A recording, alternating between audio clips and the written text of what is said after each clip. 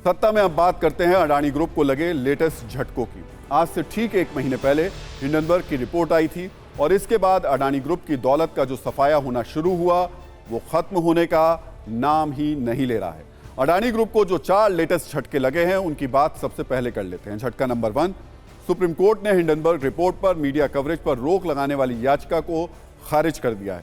Supreme court के मुख्य न्यायाधीश डीवाई चंद्रचूड़ ने कहा कि वो मीडिया पर रोक नहीं लगा सकते हैं, कवरेज ऐसे ही चलती रहेगी। ये याचिका वकील एमएल शर्मा की तरफ से दायर की गई थी। झटका नंबर 2, अडानी के शेयरों में एलआईसी का जो निवेश था उसकी वैल्यू नेगेटिव हो चुकी है। मतलब देश की सबसे बड़ी बीमा कंपनी को भारी नुकसान हो रहा है। गुरुवार को बाजार बंद होने के बाद अडानी के शेयरों में एलआईसी के इन्वेस्टमेंट वैल्यू घटकर 27,000 करोड़ रुपए रह गई। पिछले 50 दिन में अडानी ग्रुप में एलआईसी के निवेश की कीमत 50,000 करोड़ रुपए कम हुई है।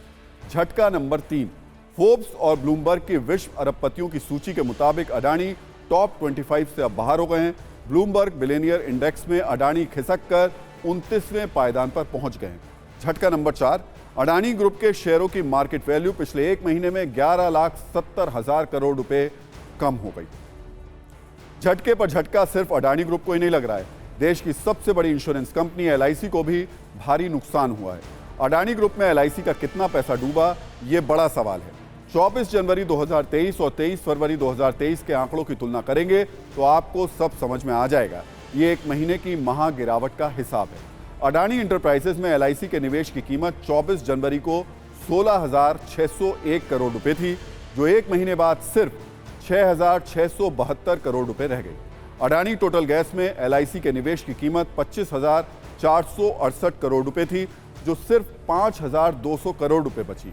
बाकी पैसा डूब गया। अडानी ग्रीन एनर्जी में एलआईसी के निवेश की कीमत 3,880 करोड़ रुपए थी, जो 1,039 करोड़ रुपए ही बची है। अडानी ट्रांसमिशन का भी बुरा हाल है।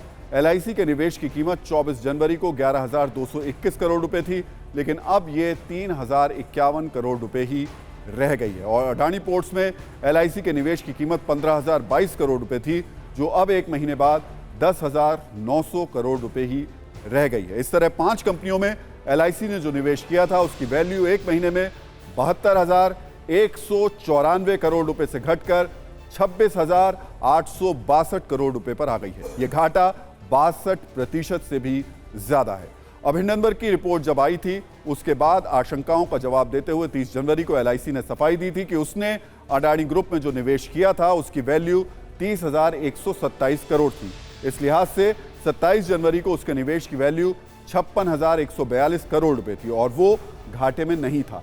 लेकिन आज 24 फरवरी को तस्वीर बदल चुकी है और निवेश की कीमत 26,862 करोड़ रुपए रह गई है। ये एलआईसी की लागत से भी 11% कम है, यानी ये नुकसान बड़ा है।